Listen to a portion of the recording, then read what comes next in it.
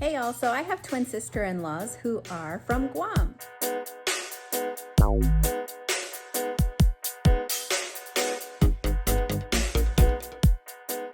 And they have a Facebook page called the Island Twins, and they've been doing a 30-day cooking challenge where they've been making Chamorro food. And so they brought over a plate to me so I could try their Guam stuffing, which I'm not sure if I'm saying it right, but it's called Riyenu, something like that. But I'm not from Guam, but I loved it.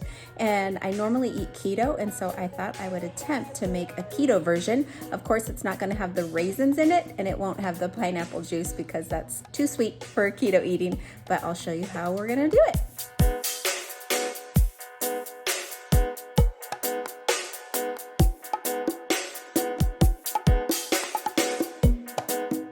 So in the traditional Chamorro stuffing, it would have potatoes in it, and I'm substituting the potato with a jicama. So this is a jicama. I have fried up jicama as to make French fries, keto-friendly French fries, and I love them, so I think it'll work great in this dish. It tastes almost like a water chestnut, so you definitely get the crunch, and I think it'll work. But you'll also have onion, some ground beef, there's bell pepper, there's pimentos, which I learned from watching the Island Twins Facebook that pimentos are just brined bell peppers. Who knew? Not I. It'll have olives, and then of course it calls for bread, toasted bread. So I'm gonna use keto bread that I found at Costco. So I have a little bit of oil in a pan, and I'm gonna saute up the onions first. While the onions are cooking up in that oil, I'm gonna strain out the 2 jars of pimentos. So just gonna drain those real quick.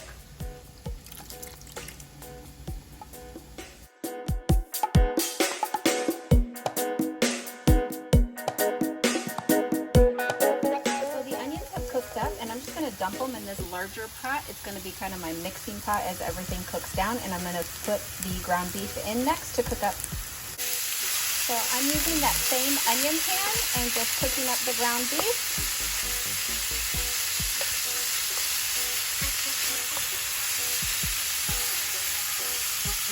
And I'm just going to season with salt and pepper. So the ground beef is pretty much cooked through. I drained it out a little bit, drained some of the oil and juices, and I'm just gonna put that in that onion pot as well to kind of sit to the side.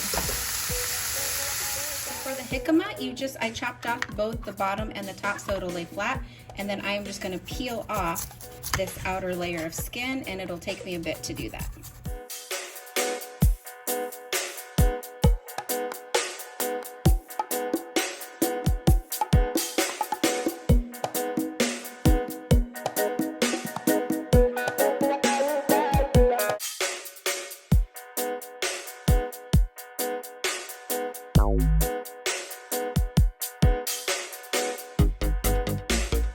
Side note, if you are eating keto, jicama is a great way to go substitute for a potato and to make French fries. We love them like this. We've tried it a couple different ways. I think the best thing to do is like boil them just like really quick in some hot water to soften them up a little bit, and then to fry them. And if you can double fry them, they're even better. So here is the jicama all chopped up, and I just chopped them into little pieces just like you would a potato to substitute and make this stuffing keto friendly. So here is the jicama all diced up and in some hot oil to fry up. I just wanted to show you I didn't boil this jicama, the diced jicama. I just put the lid on, and I figured with the steam and because they're so small and they're diced that it would soften up a little bit and also fry and crisp up too. So I just want to show you what that looks like. So they are frying up in there, and they do look even like they're getting a little tender like a potato would.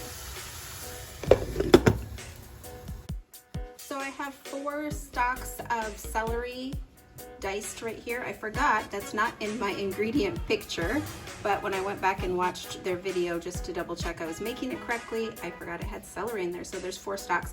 They probably used more. It looked like they used more celery than I did.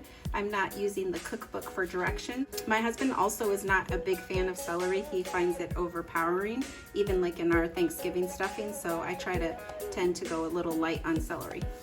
So as you can see, the jicama is definitely browning up, and now that it looks a little more tender to me just by tossing it around, I went ahead and took the lid off, and then I will just let it crisp up a little bit more and fry up in there like you would a potato, but I'm going to leave the lid off for the rest of it. The next step, I just wanted, the jicama is still frying up, but we are going to take that out of the pan, let it drain on a paper towel, and then fry up or saute the celery and the bell pepper, and I'll wait about 7 minutes till that sautés down, and I will add in the pimentos, which are right there, and then the chopped olives, which is right there. I didn't have this on my ingredient list either, but it is sweet relish. Now, I know I said I was making this keto friendly. I figure since I'm not putting in the raisins and the pineapple juice, the little sweetness from the sweet relish won't hurt. If you are super strict keto, you could just chop up pickles instead of the sweet relish, but I'm okay with adding in the sweet relish for a hint of that sweetness since I'm leaving out the raisins and the pineapple juice. So that will be the next steps we do. So as you can see, the jicama fried up really nice. They really do look like little diced potatoes. So I'm gonna drain this and then put it on a paper towel and set it aside. So in that same pan, I added a little bit more oil and I'm sauteing up the celery and the bell peppers. My sister-in-law's used, I think, an orange and yellow bell pepper. I had red and green on hand, so that's what I went with.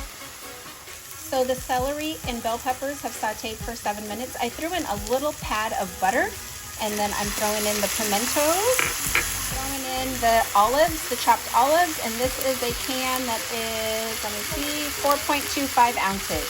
1/3 cup of that sweet relish. We will stir this all around. So this is the keto bread that I found from Costco, and I just toasted it up in my toaster and then chopped it into stuffing size bites. So with the celery and the pimentos and olives, I tossed in the toasted cubed pieces of toast. So remember, in the other pot, the larger pot, I had set aside the onions and the ground beef. I am going to toss in the cubed toast with all the fixings, and then as well as the cubed and fried jicama. So I have combined the meat and the onions and the toast and those yummy bell peppers and pimentos and the olives. And then last thing I need to add in is the diced jicama.